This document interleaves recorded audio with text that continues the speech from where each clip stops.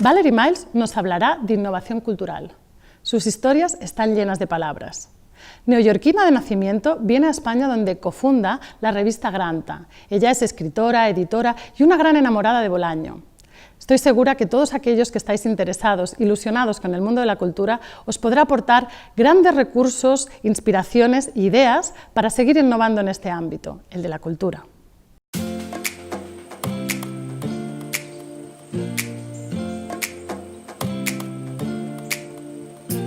Ahora vamos a hablar un poco de algunas palabras, algunas teorías, algunas ideas de qué es la cultura, qué es la innovación, qué es esta mirada nueva que hace falta tener y cómo una idea no existe hasta que no lo comuniques.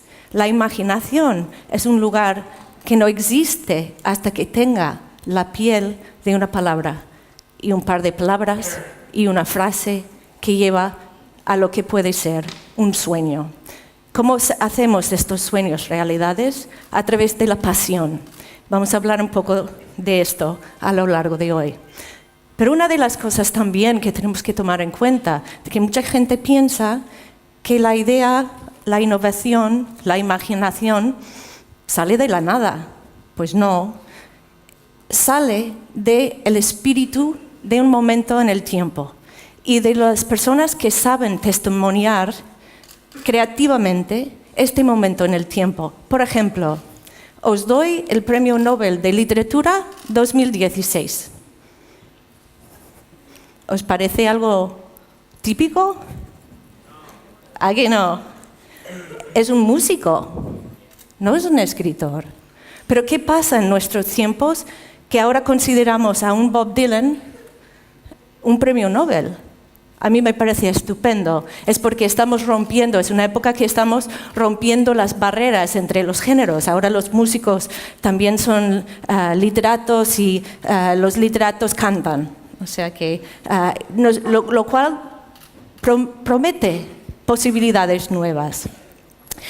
Entonces, exactamente ¿de qué hablamos cuando hablamos de cultura? Hay que pensar, en el 2014... era una de las palabras más buscadas del Internet. Con lo cual dices, pues cultura es cultura. Pero evidentemente no es tan claro, porque si no la gente no estaría buscando qué es esto, qué es cultura.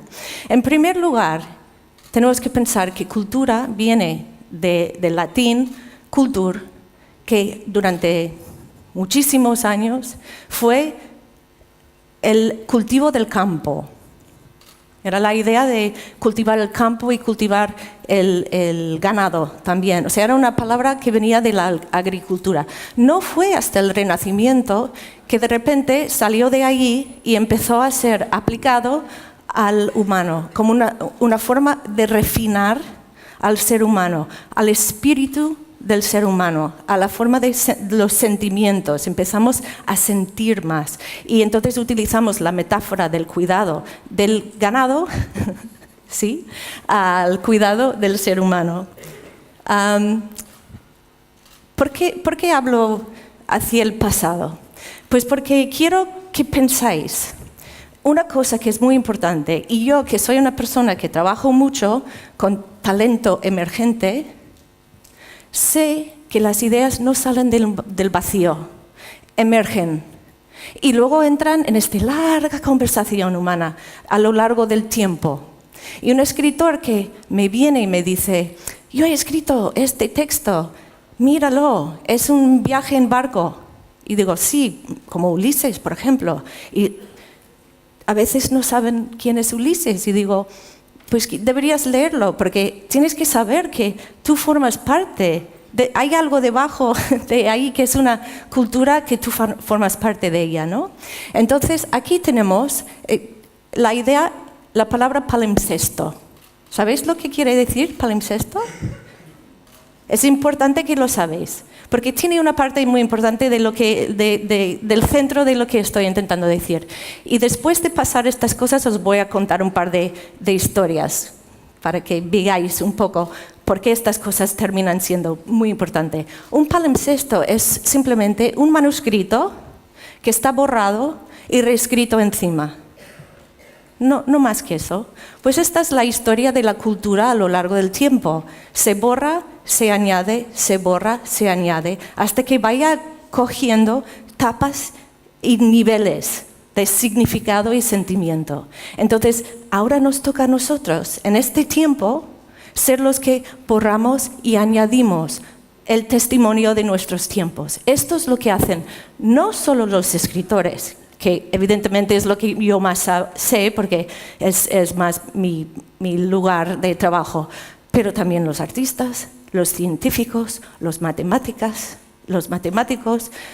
todos necesitan entender que están trabajando encima de alguna otra cosa. Einstein no hubiera podido existir sin tener toda una larga serie de matemáticos, físicos y científicos a lo largo del tiempo que fueran hasta tenían tanta pasión por sus ideas que hasta morían muchos de ellos, como sabréis perfectamente. Entonces, aquí tenemos una mano en una cueva. Es una mano de hace 40.000 años, ¿vale? No el año pasado, no siglos pasado, no milenios pasado, 40.000 años en el pasado. Esta es la imagen, es la primera imagen que tenemos del ser humano. Esta es la imagen de cuando el ser humano ya empieza a existir. ¿Por qué empieza a existir? Porque se expresa, se comunica, ya no es un animal. Esta es la diferencia. Hace 40.000 años salimos de la cueva. Con esto, llegamos a esto. Mira la mano, ahí está. ¿Y qué pasa con esta mano de Hitchcock y la mano de la cueva? Se dobla el tiempo. Porque Hitchcock está hablando con esta mano que estaba en la cueva. Se hablan. Él es una continuación de este espíritu que está dentro de todos nosotros. Cuando escribes, cuando haces cualquier trabajo creativo, lo que estás haciendo es hablar con toda esta línea, con toda esta cadena. ¿Vale?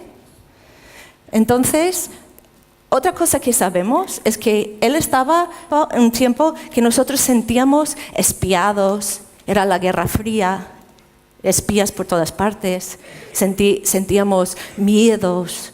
Es Frankenstein, es esta posición, Frankenstein nuevo, ¿no? Vemos un Frankenstein, pero es cine, ahora es cine. Pero ¿sabes que las personas en las cuevas hacían un tipo de protocine? Porque tenían, en el arte rupestre, tenían varios animales con muchas patas, y estas patas, cuando ellas tenían las antorchas, jugaban y se movían. Entonces, en realidad, hemos creado algo porque tenemos la ciencia para crear el cine, pero la idea ya existía en los albores del tiempo mítico. ¿Vale? También puedes pensar en época de Guerra Fría, Godzilla. Todos conocéis Godzilla, ¿no? Pues Godzilla sale de la época de los temores de los japoneses después de Hiroshima y Nagasaki, ¿no? Después el mundo, o sea, la naturaleza crea monstruos porque nosotros hemos contaminado estos mares, ¿no? De donde sale Godzilla. Entonces, miramos 400 años atrás. Aquí tenemos Francisco de Quevedo. Escribió sonetos. Sonetos era una forma de poesía que no existía en España. Hacía falta que alguien lo llevara a España. Era una forma en Italia. Entonces, Francisco de Quevedo lee Petrarca, lee los italianos y trae a España una nueva forma de poesía, que ahora a nosotros nos parece tan antiguo, ¿no? Pues mira lo que dice. Retirado en la paz de estos desiertos, con pocos pero doctos libros juntos, vivo en conversación con los difuntos y escucho con los ojos a los muertos. ¿Cómo puede hacer esto? ¿Cómo puede escuchar con los ojos? ¿Qué quiere decir? Está leyendo, exactamente. Lo que está haciendo es que está en su biblioteca leyendo escritores muertos. ¿Vale? Entonces, aquí nos está demostrando exactamente cómo trabaja un escritor. Hasta hoy en día, cuando leemos un clásico, cuando leemos un contemporáneo recientemente pasado, queda el trabajo suyo y nos sigue hablando hasta hoy en día. Y esto crea pues, este camino hacia adelante. ¿Vale? Pero lo interesante que tenemos que dar cuenta, entonces, repitiendo sintéticamente, la innovación no es solo el movimiento adelante. La innovación es hacia atrás y hacia adelante. ¿Vale? Entonces, el viaje en el tiempo. ¿Es un viaje en el tiempo? Porque estamos leyendo lo de antes, porque estamos pensando ya en el futuro, ¿no? Porque la conciencia humana es este lugar, es inmediable, inconmensurable. Por eso es tan difícil, los científicos no lo pueden medir, es un misterio, es un total misterio. Y la forma de la cultura, cuando estamos hablando, aplicando esto al arte, es que entra dentro de esta zona misteriosa dentro de nosotros, bucea y busca lenguaje para sacar de ahí algo nuevo. ¿Vale? En todos estos estratos. Y ahí es donde todos nosotros nos encontramos, además. Nos encontramos en este sitio. Es donde sentimos las emociones. Yo siento pues, asombro. Yo siento, como esta mañana, que os he estado viendo, narrando y pasándolo bien, y siento alegría. Lo mismo que vosotros. Todo esto que sentimos en común viene de este lugar. Pero necesita, otra vez, palabras. Aquí es donde las ideas, puedo decir, esto es un cuadro de Miró que tiene un nombre precioso, que es El bello pájaro descifrando el desconocido a una pareja de enamorados. Y básicamente lo que él hace es plasma lo que pasa en nuestros cerebros cuando emerge o brota una idea. Una idea no es más que una neurona que empieza a hacer una serie de conjunciones con otras, crea una red y esta red se convierte en una idea nueva, ¿vale? Pues él básicamente lo que ha hecho es eso, pues ha pintado una superficie que al principio solo parece una serie de cosas raras, pero si el ojo empieza a planear sobre esto, empiezas a ver, ay mira, este es como una especie de... Es un pájaro, el título se llama pájaro, pero quizás no es un pájaro. ¿Dónde estará el pájaro entonces? Entonces ves estas cosas ahí arriba y dices, ¿serán los pájaros? Lo que transmite este cuadro es alegría, o un niño jugando, ¿verdad? Una de las cosas más importantes de la innovación, una de las cosas más importantes de entrar en este lugar de la imaginación es jugar. Como los niños, porque los niños están todavía muy cercanos a este lugar incoado, todavía que no entendemos, inconmensurable, ¿no? Llegan de ahí y llegan frescos. Entonces los niños juegan y a veces el azar pasa. Pues, ¿qué es la innovación? Yo creo que estamos con nuestro dictionary, pensar en un largo camino en el desierto. Quiero que todos hacéis esto. Pensar en un camino en el desierto.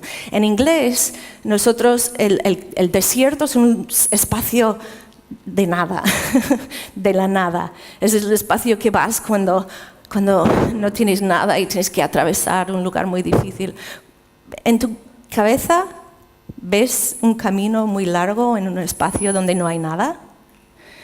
A veces, esto es el espacio que tiene que atravesar un sueño para hacerse realidad. Al final ves como que ondula un poco el horizonte, ¿no? ¿Qué es la imaginación? Es esto lo que tienes en la cabeza, lo que acabas de ver, porque te lo sugiero. Un camino en el desierto, un lugar inexpresado, misterioso, que empiezas a adentrar. Mira este cuadro, Malevich, es un pintor de cambio de siglo ruso. Este cuadro es el típico cuadro que ves que alguien dice, mi hijo podría hacer esto. ¿A que sí? ¿A que sí? Pues este cuadro cambió la historia de la pintura en el siglo XX. Fue como una revolución, un cataclisma. ¿Por qué? Porque dejó de ser autor y imponeros a vosotros su idea de lo que es flotar para intentar hacer algo que te saca el sentimiento tú de flotar. Que en vez de ser él que te impone algo, ahora requiere al espectador una intervención. Es que tienen que ser activos, tienen que decidir ellos qué es lo que sienten cuando ven este cuadro.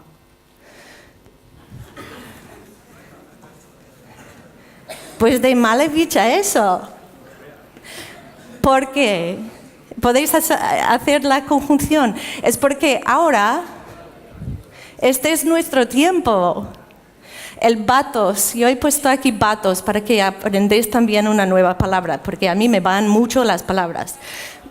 Batos es cuando lo sublime cae rápidamente y se convierte en algo banal. Se usa mucho, es una técnica para los que quieren ser aprendices de lectores, bueno, también lectores, pero escritores ahí, para que sepáis estas técnicas, hay que saberlo, sobre todo hoy en día.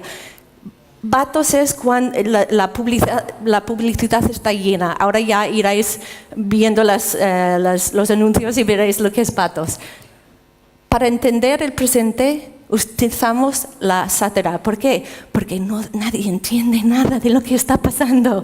¿A qué no? Y porque estos dos parecen payasos, iguales el uno al otro. Entonces hacemos un juego de espejo y los dos, pues aquí están, ¿no? Ahora, siguiendo el poder de las palabras, te digo, no pienses en elefantes, no pienses, que no lo veas. ¿Alguien puede no ver un elefante en su cabeza? ¿Alguien no? Esto es poder. Pero también tenemos sugerencia, porque te digo, no solo pienses en un elefante, yo empiezo a imponer mi criterio. Yo quiero que tu elefante sea color rosa con topos blancos. Entonces, estáis viendo. Pero aún no os tengo completamente bajo mi control, porque podría ser grande, podría ser pequeño, podría ser una rosa malva, podría ser pink, ¿no? Pues mira, tenemos Richard Avedon, esto es su idea de un elefante. Aquí no es el elefante que habéis visto vosotros, porque ahora está siendo autor. Os están poniendo su criterio de lo que es un elefante. Y fíjate, esta mujer que hace Dovina, se llama la mujer, con elefantes. Es una foto, Avedon es un fotógrafo muy, muy conocido. Pero mira, Richard Avedon, en 1950, que se autocorrige para estar un poco más con los tiempos, aquí con Cate Blanchett, en el 2006. Nos dice aquí de cuál fue nuestra manera de entender el mundo, o al menos la feminidad, lo vemos aquí, y la diferencia de hoy en día. ¿Qué vemos? La mujer un poco frágil delante de esta idea masculina de la trompa del elefante, ¿no? La mujer frágil, así, delicada. Y aquí tenemos a Cate Blanchett con unos brazos musculados, completamente esta parte desnuda, diciendo, aquí estoy yo, ¿no? Poder. La mujer ha ganado un poco de poder en este intermedio. Ahora ya como tiene caderas y no pasa nada.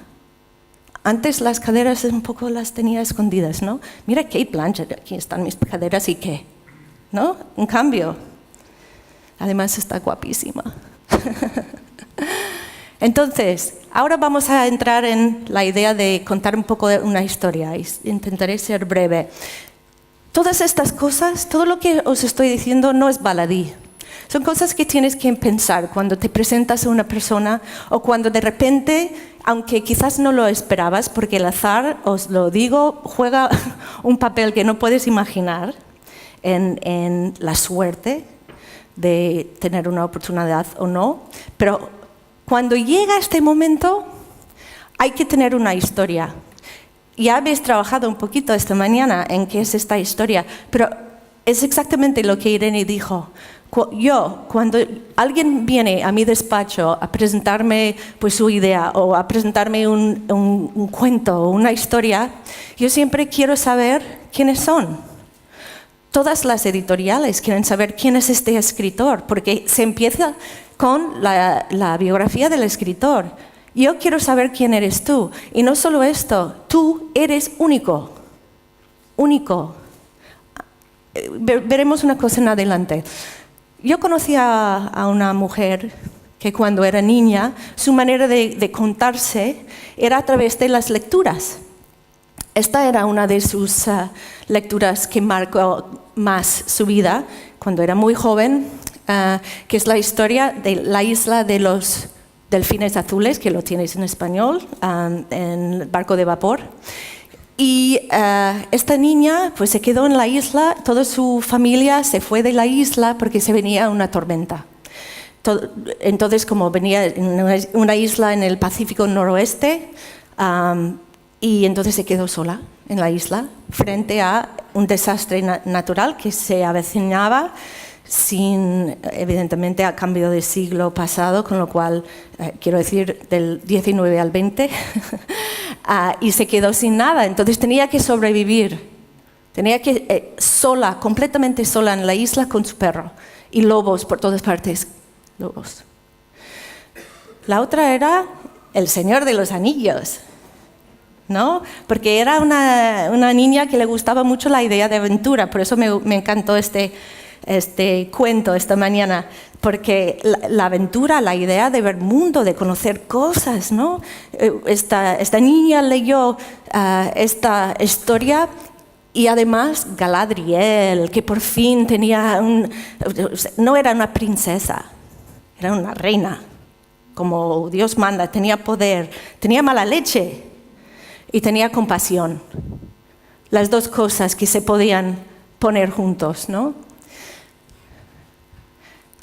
Pues quizás esta niña se va creciendo, sigue buscando sus modelos de vida. ¿Quiénes son las personas cuyas vidas me interesan? Y os lo sugiero.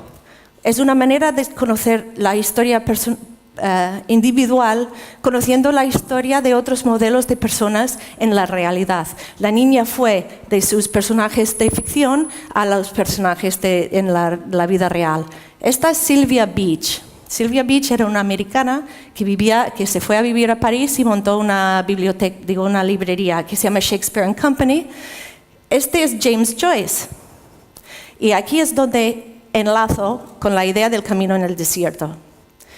Joyce escribió esta novela que se llama Ulises, no sé si os suena. Pues Ulises, nadie lo quería publicar, nadie. Probablemente la novela más influyente del siglo XX y más vendido además, ¿eh? O sea que una cosa no quita la otra. Pues ella dijo, vale, pues yo te lo publico en esta pequeña librería, porque tenía visión, tenía la mirada. Decía, me da igual lo que dicen los demás, yo veo el genio en este libro, ¿vale?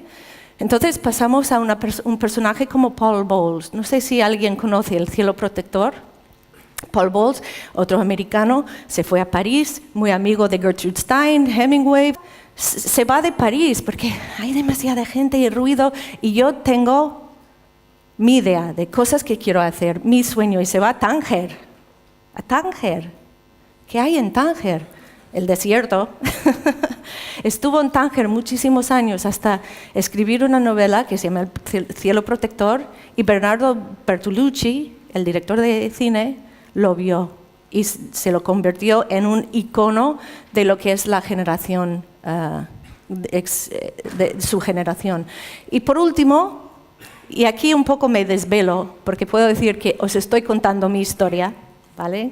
Estos son mis modelos y mis lecturas. Y algo que ha creado un poco mi historia. Esta señora era la directora de Vogue, de la revista Vogue, durante muchos años, y renovó completamente la idea de lo que es la haute couture. Ella decía una cosa, se llama Diana Vreeland, y decía una cosa que a mí se me quedó todo el tiempo.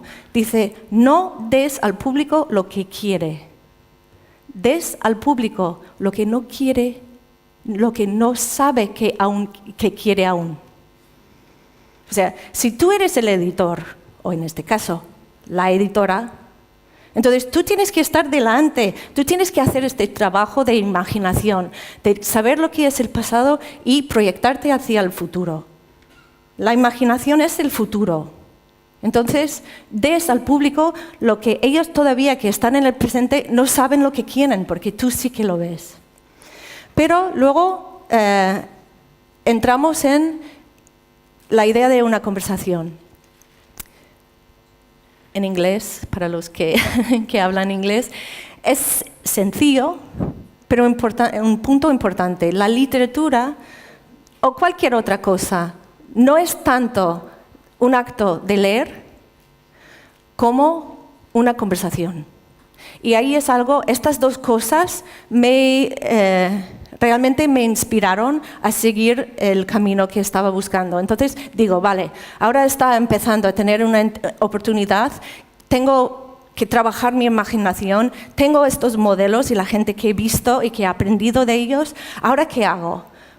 La mirada, empezar a mirar algo al revés. Yo estaba en España, me había enamorado locamente de la lengua, aunque lo hablo así de vez en cuando se me escapa, pero la cultura española me pareció un momento maravilloso. No quería estar en París, que es lo típico. Lo típico es el americano en París, etc. Yo quería estar en España, entonces pensé, bueno, pues alrededor mío, yo estoy empezando a trabajar en el mundo del libro, ¿qué es lo que no hay? No hay eso. Era un tiempo, estamos hablando de hace 15 años, que era muy difícil que los jóvenes escritores emergieran. No tenían dónde. Tenían que ir de 0 a 100 en un flash. 0, nada, 100, un libro.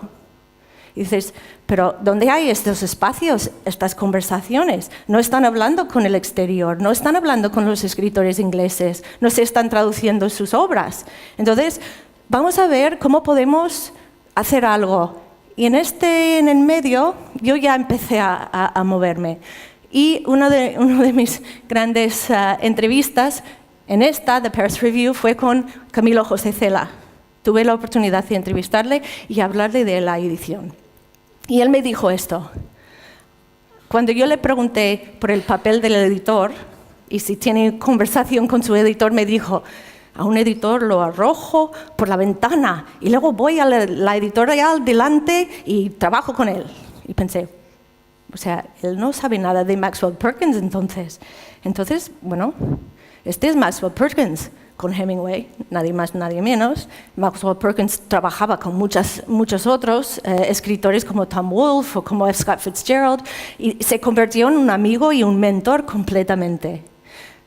La cosa es que empecé a decir, pues ¿cómo puede ser que hay tanta diferencia? Y luego históricamente hice este trabajo de mirar hacia atrás y me di cuenta, además hablando con algunos escritores, es que claro, en España hubo durante mucho tiempo pues, gente que no dejaba escribir lo que un escritor quería escribir. Entonces, dado esto, el escritor tenía pues, la idea de que le iban a cambiar las cosas, no porque una frase gramáticamente no funciona, ¿no? Sino porque le están quitando las palabras como hacía el gobierno de Franco en aquel entonces, ¿no? Entonces, esto tenía un efecto. Entonces, hacía falta pues, más un trabajo como de repensar, de una mirada diferente. Yo vine de otro sitio, entonces yo pude dar algo nuevo aquí, ¿no? Entonces empezamos con muchas personas y muchos escritores a empezar a pensar la verdad o la amistad. Un editor debe ser un amigo o debe decir la verdad. O quizás, diciendo la verdad, está siendo un buen amigo. Y quizás así limpiamos esta como idea de que lo que un escritor debería regurgitar una obra y ya está, ¿no? Que requiere más trabajo. Entonces, empezamos a abrir una conversación transatlántica, porque el español es un idioma muy importante, muy grande, con mucha gente que lo habla, tiene poder. Entonces, me daba la sensación como de que quizás aquí no se daba cuenta del poder que tiene pero es un poder que hace falta que se comunica entre los dos lados, ¿no? Pero también internacionalmente, ¿cómo conseguimos que yo estaba viendo unos escritores escribiendo y haciendo unas cosas maravillosas que ahí nadie sabía, ¿no? Y quería compartir. Entonces, además, permitir emerger estos jóvenes escritores, darles un lugar donde ellos podrían empezar a buscar su voz. Tenía que buscar buenos colegas, gente que me podrían ayudar. Este es Aurelio Major, que es el cofundador de Granta, de la revista Granta. Trabajó con Octavio Paz mucho tiempo, entonces él y yo nos pusimos de acuerdo. Y bueno, luego os voy a enseñar la línea del tiempo al final. Nosotros montamos la revista Granta, que tenéis un ejemplar en vuestra bolsa, y esta revista empezamos a publicar escritores ingleses, escritores, como veis, hemos estado innovando. Esta es el primer número, uno de los primeros números de la revista Granta, que era una revista de los estudiantes de Cambridge. Es de 1889. Esto, lo que ves aquí, es innovación. Este es el último número, no el último, pero penúltimo número de Granta en español.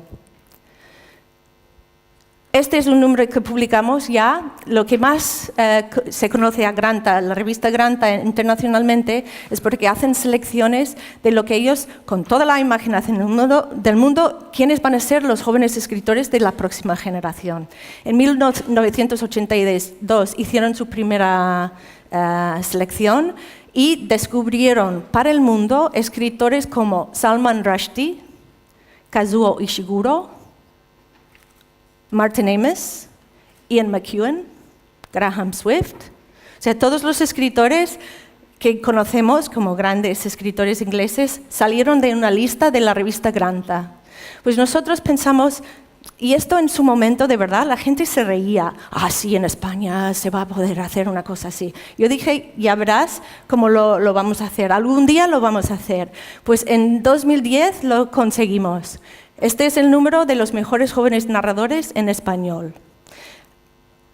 ¿Puedes decirme cuál es el inglés y cuál es el americano? Aquí no. Unos de un color, el otro. Era súper importante. Supimos que era súper importante conseguir que los dos parecieran iguales, porque lo que queríamos decir es que hemos iniciado esta conversación. Pues aquí, cuando yo lo decía, como digo, la gente se reía un poquito, y yo decía, no, pero es súper importante, y Granta, no sé qué.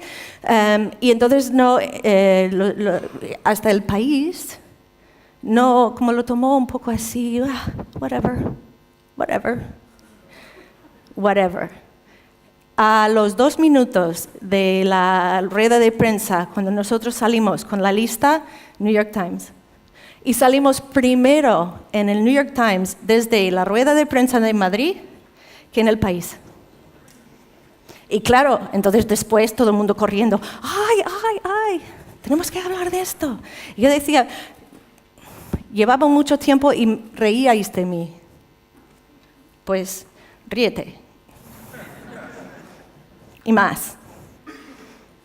Salió en todas partes. Algunos de los jóvenes hasta hicieron sus como super guays fotos así. Yo soy el próximo. Pero ¿qué pasa? Esta chica aquí, que se llama Samantha Schweblin, nosotros la descubrimos para el mundo en inglés. Primera vez que alguien la pudiese leer en inglés. Y aquí está, el año pasado, finalista del premio Man Booker. Si no conocéis el Booker, es a los ingleses y a la lengua inglesa lo que es el Pulitzer, el Goncourt, el Cervantes de aquí, es el premio más prestigioso de la lengua. Y aquí tenemos a Samantha Schweblin, uno de estos jóvenes escritores que nadie conocía cuando la publicamos. Entonces, yo empecé a decir, ¿ves? Y aquí la vemos. Y esto es lo que quería decir de la mirada, de aprender a mirar. Roberto Bolaño, que era otro escritor, que estuvo 20 años escribiendo sin que nadie le hiciera caso, nadie.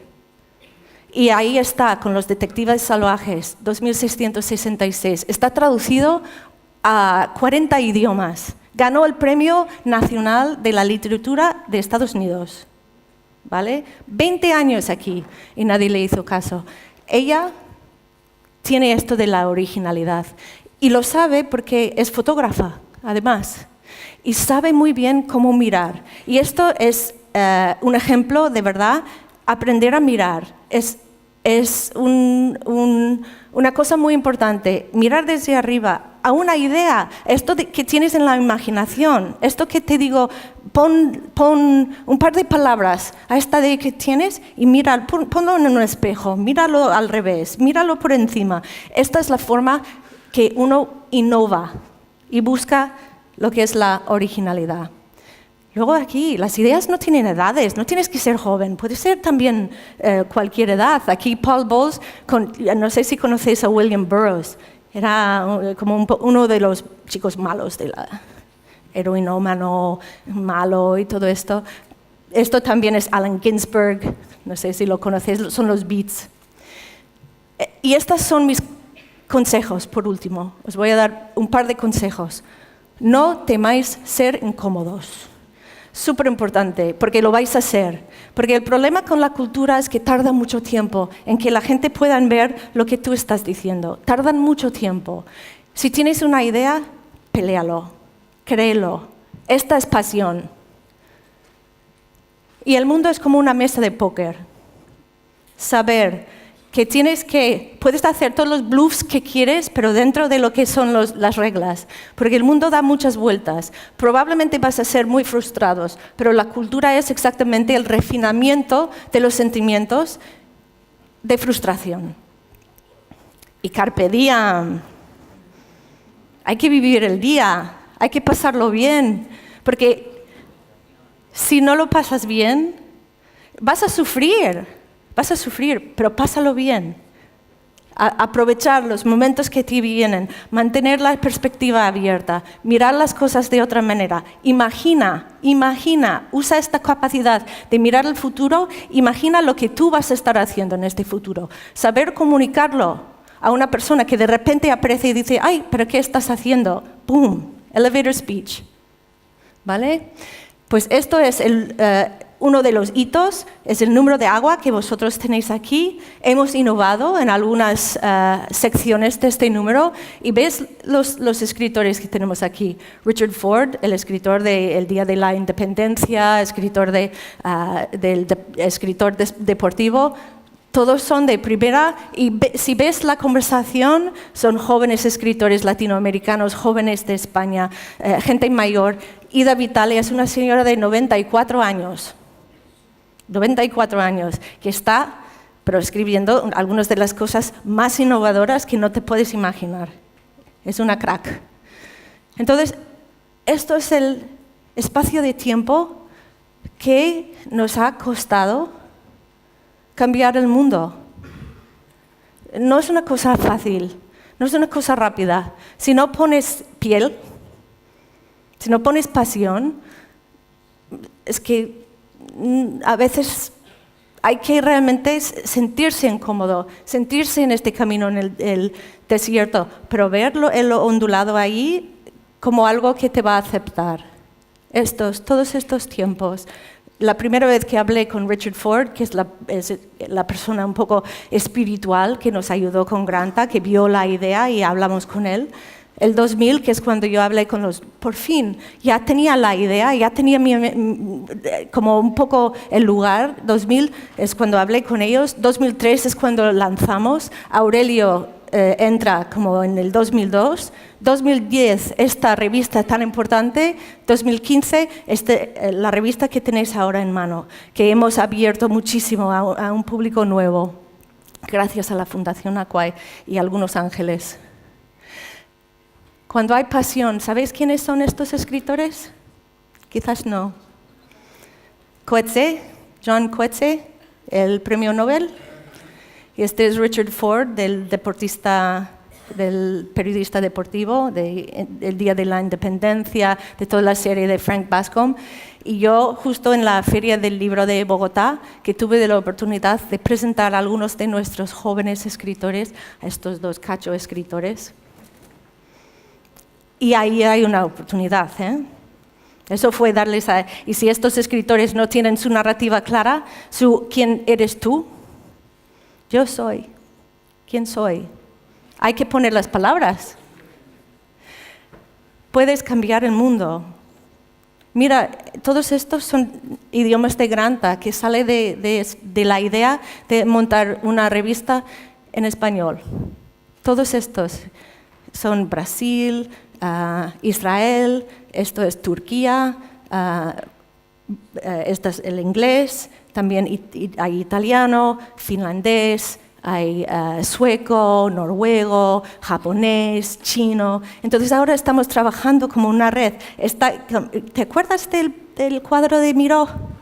Es como cuando empiezas y de repente a lo largo del mundo y se hace un mapa y se hace una red y esta es como surge una idea, como emerge talento.